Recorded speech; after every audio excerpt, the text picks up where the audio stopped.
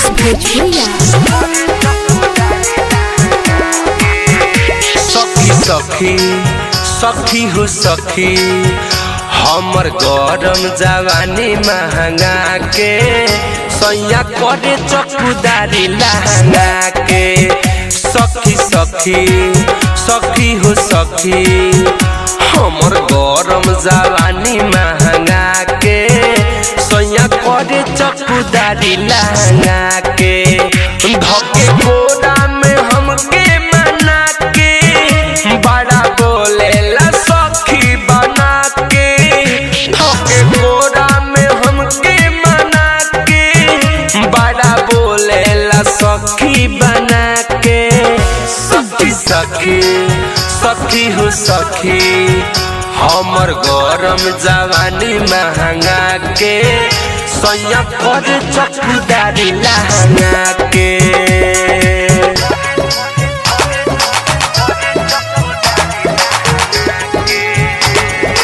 अलबेला recording studio गढ़ीला Nepal.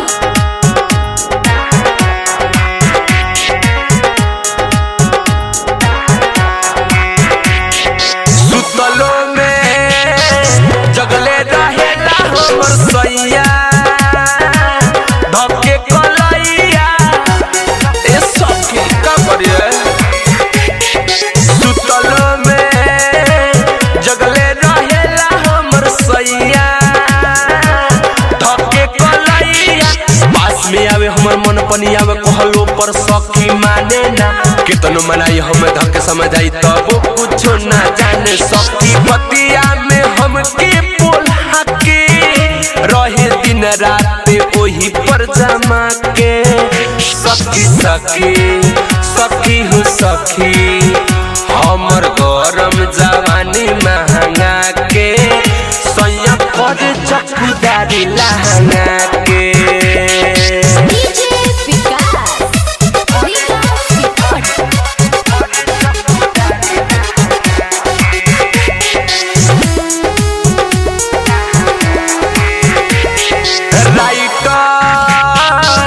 मिठू missile अलबेला करेला खेला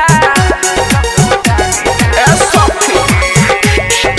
writer मिठू missile अलबेला करेला खेला।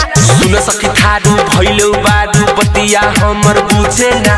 पेनी जब साड़ी रहेला गाड़ी ओकरा कुछो सुझे ना। विकेश भोजपुरिया बोला के सुबोध नबीना खोलेला डोला के।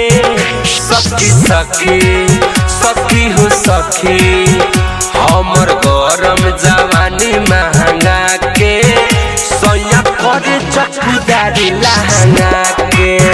धके कोड़ा में हमके मना के बड़ा बोलेला सखी बना के। धके कोड़ा में हमके मना के बड़ा बोलेला सखी बना के। सखी सखी सखी हो सखी हमर गरम जवानी महंगा के सैया करे चौकीदारी लहंगा के।